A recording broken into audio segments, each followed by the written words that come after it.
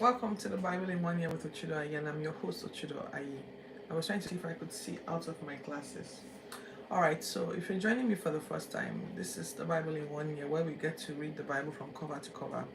I read the Bible every day. I put out I retell the story, I list the scriptures, and then I flavor the storytelling with some Nigerian dramatization when necessary. I'm doing this because, like I've always said, I want to get to know more about the Bible, where the stories that are told in the Bible are, and what to embrace, what to discard, and generally draw my own conclusions from what I have studied. But are you a pastor? No, I'm not a pastor. In fact, I have a full-on career outside of religious matters, and so, but I, my faith has led me and guided me through many things. And when I read the Bible through in 1 year, it really transformed how I thought. It changed a lot of things about me. My coming out, my getting bolder, my sitting even down here to do this, it affected how I did my business. It affected what I thought about myself. It was just so life-changing in 2017. So 8 years later, I've decided to do it again. And this time around, share it with an audience. I had so many things to say back then, and a lot has changed since then. All right, so every day we read the scripture says we put it in the description box, and I follow this Bible reading guide.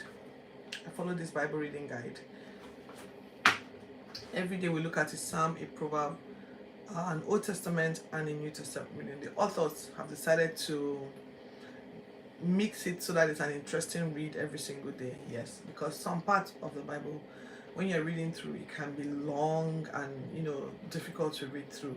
So it's been captured in such a way that we read an interesting story in the Old Testament, we see something similar in the New Testament, and the Psalm, and then the Proverbs. So welcome to today's episode.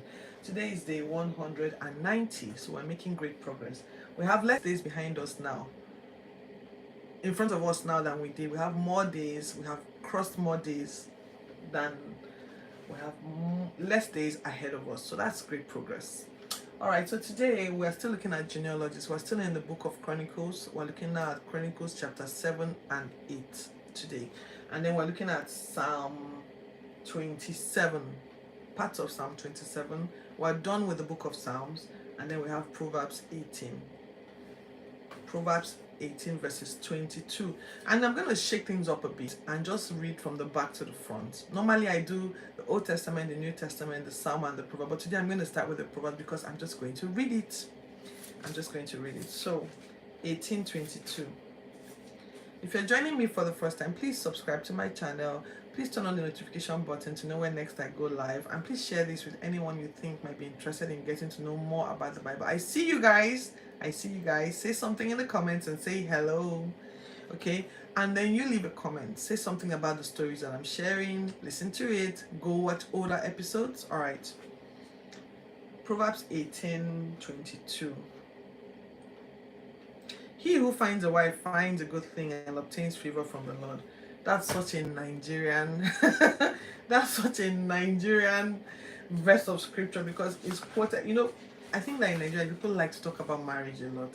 People love the whole idea of marriage and relationships and all of that stuff. They just love. So that's our Proverbs for today. So we're going to just start with the Acts. Second thing we're going to do is Acts 27, 1 to 20. And Paul now, all the drama that happened yesterday with Agrippa and the rest of the people, today we see Paul being transported to where Caesar was. They're going to Italy. And they listed so many names here, like so many names. They stopped here, they got there, they potted here. The names were very difficult to pronounce, so I didn't bother. I didn't try to write anything down. I didn't try to pronounce anything, okay? Anyway, a gentleman called Julius was a Roman soldier was in charge of Paul, and he and Paul got along pretty well. So they made several stops and even had to change course at some point because the weather was really, really bad. The strong winds kept tossing the ship off course, and eventually they had to. And then they didn't want to. I think it's berth that they say it when a ship lands and anchors itself somewhere, right? I think they say birth. The ship didn't want to birth in, they wanted to go all the way to Phoenix, because they felt some of these areas were not a cool place to have to go to experience winter. So they wanted to make sure they got to Phoenix first. But that decision was a bad decision, because Paul was like, look, the weather is really bad.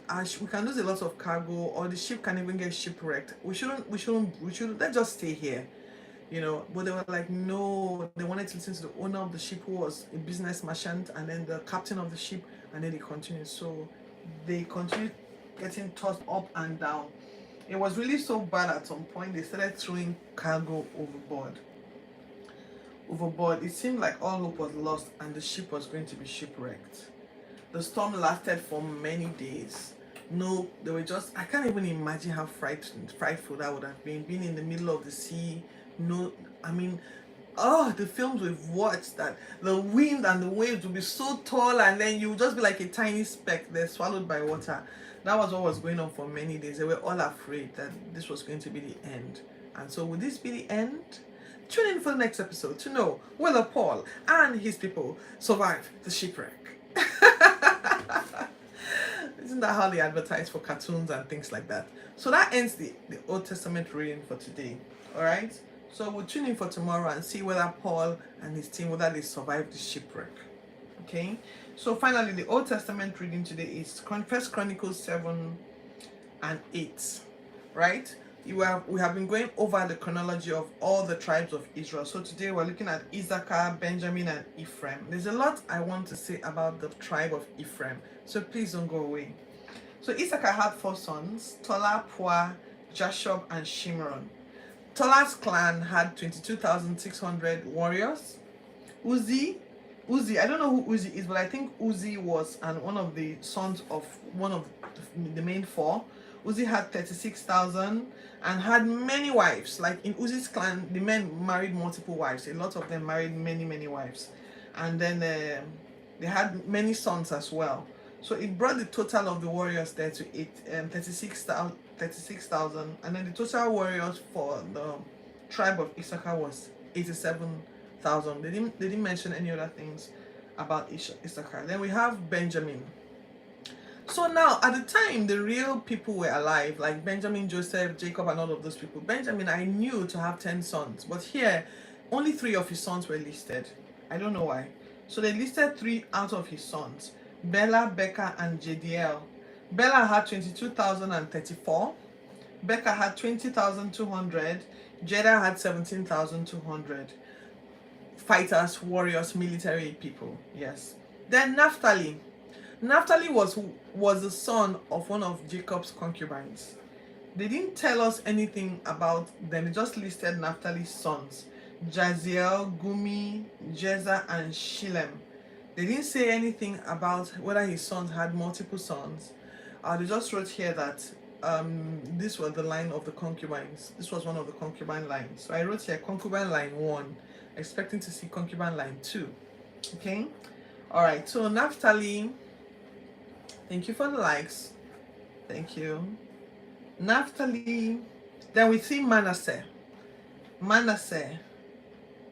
Now, Manasseh was one of the... So the house of Joseph, you know, Joseph got the firstborn birthright, right? So Joseph has a double of what every other person has. So Joseph's 2 sons were adopted as sons of Jacob. So there's no tribe of Joseph. There's tribe of Ephraim and Manasseh, making Joseph's portions double. Now Manasseh, the original Manasseh, Egyptian man, the one that had an Egyptian mom, had a concubine named, and that concubine lineage was the lineage that produced Zelophehad. Zelophehad wasn't even popular in his lifetime. Zelophehad became popular because he had 5 daughters who challenged Moses about the inheritance. So to back up a bit, Zelophehad's daughters, their father died, and at the time that land was being shared in the promised land, he was alive. But at the time and they acted up. So God said they're going to be in the wilderness for 40 years. In those 40 years, every one of them passed on, leaving their children. So when it came to inheritance, people were confused. Zelophehad has died, and he was counted. What are we going to do with his land? So his daughters, approached Moses and said, we believe we deserve to get the land that belongs to our father, because our father's name will be wiped off, because there's nothing for him. And so Moses was confused and went back to God to say, I don't know how to deal with this drama, and these girls are asking me. So God says, give them what they asked for. So they were given, and that portion came. The only condition was that everybody in Israel had their lands allocated to them. At the time they were getting the promised land, the numbers of people were very specific. So lands were allocated based on the number of people, not based on the numbers they would become. So therefore, so that meant nobody from the tribe of Benjamin, for instance, could take another person's land from the tribe of, say, Naphtali. So if for any reason, so if you recall, many episodes back, I did where you had that time where someone bought a land and they had to refund it after 7 years and restore the land back to the original owners after 7, because God wanted everybody to have their own lands. Don't encroach on other people's lands. So the conditions given to Zelophehad's daughters was that if they married outside of their tribe, they would have to forfeit their lands. They will have to forfeit the lands, because they're not supposed to take the lands and then add it to the lands of the tribes where their husbands come from. So that was a condition that they were given. I remember that they said who they married, but they didn't tell us. I can't remember right now what tribes they married, but they all got married. So Zelophehad's daughters were the ones who challenged and changed the inheritance laws in Israel till today. So women can inherit land just as much as men. And I believe that many other people should learn from that, because culture should evolve.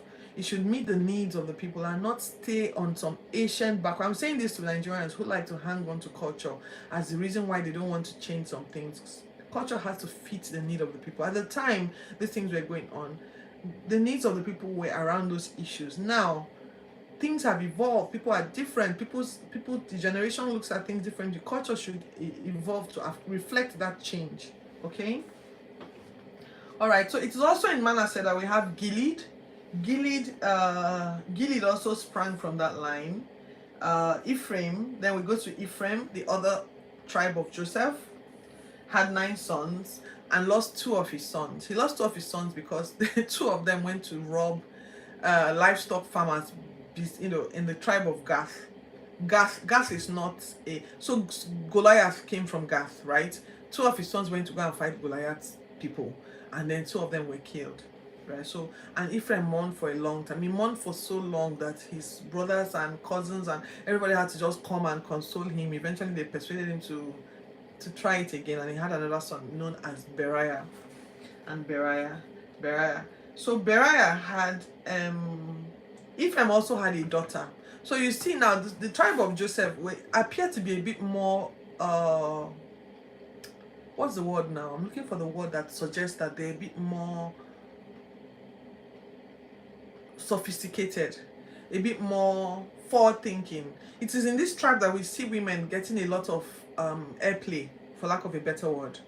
They were more advanced in the way they thought about their women. Yes, in the way they thought about their women. So it was also Ephraim's son. Now that was Manasseh had Zelophehad. Ephraim had Shira. Shira was another daughter, and Shira was a very powerful woman, so powerful that she built the upper and lower towns of, I wrote them down here, Beth Horon and Uzen Shira. I mean, she even named the town after herself. Yes. So that told me something, that in the tribe of and I think because the tribe of Joseph, their mom was Egyptian, so she had a different outlook, and I feel like that influenced how they treated their women, and that showed up in how their women showed up in the tribe, in the descendants, as things evolved for the tribe of Israel. That the women who came out of the house of Joseph were given a bit more strength, to courage to speak up and challenge the status quo. I think that says a lot about how Joseph and the men in their tribe, how they operated. Yes. So Joshua Nun, the guy who who became the leader after Joseph, after Moses, also came from the line of Israel, Ephraim. They lived. So a lot of, if you look through the Bible and a lot of the Old Testament stories, you see a lot of stories happen around the town where Ephraim and Manasseh, where they occupied. A lot of action took place in those areas. So a lot of the towns where Ephraim's people live were listed. That was my observation. Were listed in the Bible as well, over and over again. Then we come to Saul. Then we go back. So chapter 8 takes us back to Benjamin. We go back to Benjamin's descendants because they want to talk about Saul, Saul's line, Saul, the first original king of Israel. So Saul's grandpa was a guy called Jael. He had 10 sons from a woman called Makkah. And then Ner was one of the sons. Ner had Kish, and Kish had Saul. Saul had Jonathan and 3 other boys. Jonathan had Meribal. I'm not sure why Mephibosheth was not listed here. Maybe at the time of writing this Chronicles, Mephibosheth had not been... No, he had been born now. Come on. He had been born. I don't know why he's not listed here. Because the guy called Mephibosheth, we are told, was Jonathan's crippled son who showed up much later in life. Anyway, Jonathan had Meribal and many other sons. So the the culmination of the sons around the sons of Benjamin were about 150 sons and grandsons, all in all. So that brings our Bible study today to an end. So the scriptures that we read will be left in the description box below. My takeaway from this is that I'm still waiting to see where God told a woman to keep quiet for having a voice. I'm not really sure where all of that whole talk came about, outside of where Paul addressed some, and that was in a Gentile town. I don't know where in Israel where God has silenced a single man. I'm still waiting to see that portion. Girls showed up in the Ephraim line prominently. Those were my thoughts. Even concubines got a good clearing in the grand scheme of things, because Manasseh's concubine was the one who had Zelophehad, eventually gave that line for Zelophehad. And so that basically is what our reading is today. So if you've enjoyed today, please sign up. Thank you for the likes, and for those who have subscribed today, please turn on the notification buttons and let me know what you think about the stories I've shared, and I'll see you tomorrow. God bless. My name is Uchido.